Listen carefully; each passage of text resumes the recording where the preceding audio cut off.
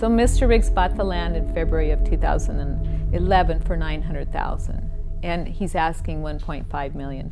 There's 4.5 million board feet on the land. And that half a section is on a ridge that lies in the middle, in the heart of Williams. It's between the West Fork and the East Fork creeks. There's 3 headwater regions that either start on this land or just right below. So, where the water is actually pooling up out of the earth and then becomes a small stream and then combines with other streams. So it's a spot where clean water is made out of the earth, if you will. What happens when you clear cut? Essentially, you destroy the microorganisms in the soil, and the trees that are no longer there, their roots are not holding water. So the potential is that those streams will dry up.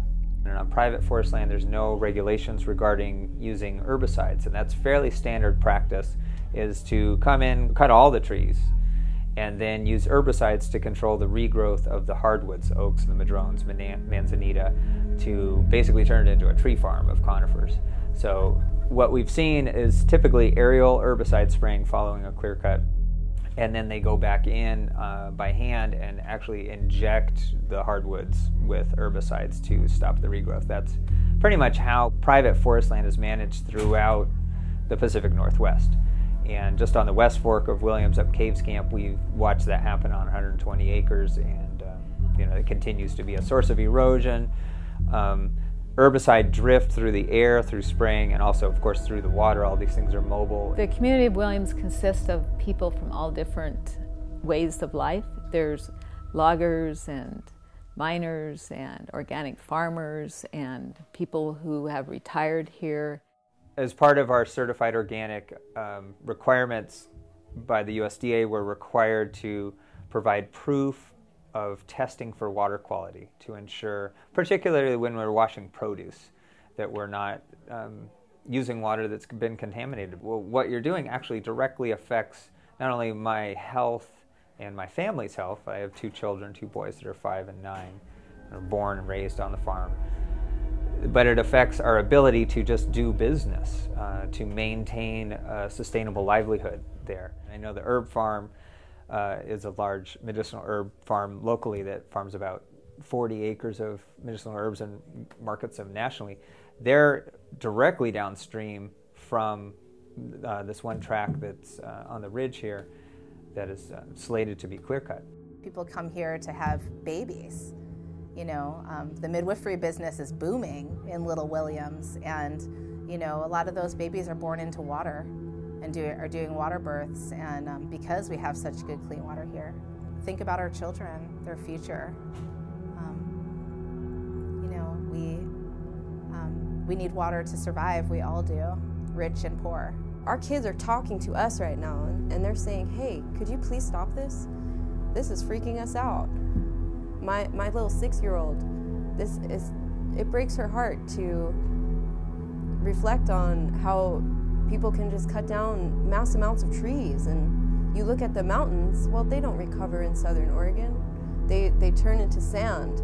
The sun bakes them in the summer, and the winter rains come and wash them away. I have 2 girls, 16 and 14, and a little boy who's almost 12. My kids really care about the forests, and they really care about the trees. And when they found out about this particular piece that we're working on right now with the Williams Community Forest Project, the Williams 320, the morning that we found out about that, they were all crying. The trees make you breathe, and if you couldn't have the trees, then you couldn't survive. There's a bunch of plants and animals that rely on the ecosystem in that forest for their home. It's definitely a wildlife corridor. There's been Pacific fishers seen there, and then it has all kinds of other animals like the deer and the cougar and bobcats, and a red tree vole, which is considered it's not an endangered species, but it's a species of concern.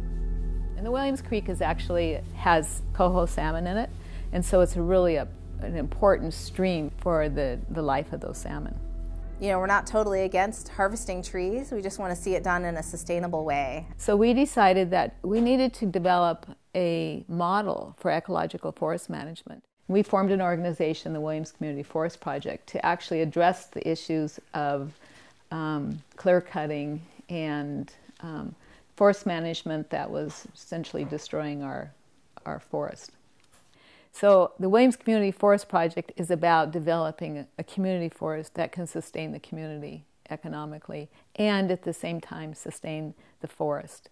If we had that piece of land, we could conceivably have a land base to work on that would give us a sustainable flow of wood products and other products that we could work with, while providing a really beautiful natural laboratory for us to explore strategies of forest restoration and enhancing ecosystem health and diversity, while still having a relationship to the human economy that's balanced and of a scale that is sustainable for the long run. There's a need around here for employment. The timber industry as a whole has taken a lot of hits for a lot of reasons. The housing market is slow, people aren't building houses, and there's a lot of people out of work for a lot of various reasons around here in rural Oregon. And it would be great if we could start doing something that would, in some small way, start to contribute to building local employment in a way that would keep more money in our communities, instead of having us be residents of what's a resource extraction colony.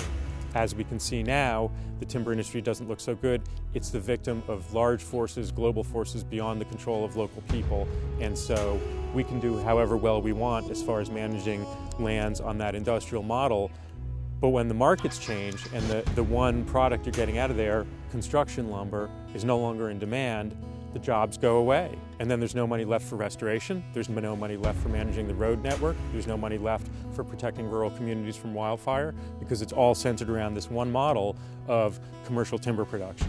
We want to buy this and do this whole, ecological information, resource, fire restoration park, if you will, to highlight to other watersheds and communities a way that you can broker a solution with a private landowner to come up with an idea that possibly they may even be able to be involved in. A lot of these loggers, they have all the tools and techniques. Hey, well, let's work together. You're a lot better at moving biomass around than I am. But here we have an ecological understanding from a science basis and a community basis that might be able to develop forest practices that are more in accordance with the way the community is functioning. This is our big challenge. Can we make the land payments? Can we get this piece of land? Can we pay for it somehow?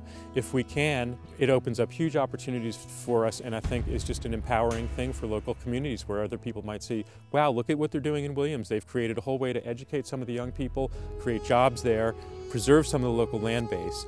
Please don't log that land. Please give us a chance to buy this land and do something different with it. There's too much land that's been degraded like this, and too little that people are trying to do something new and creative with.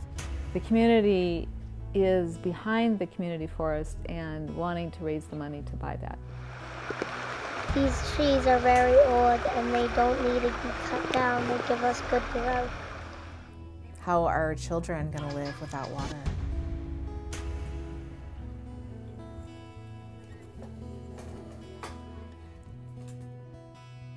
What about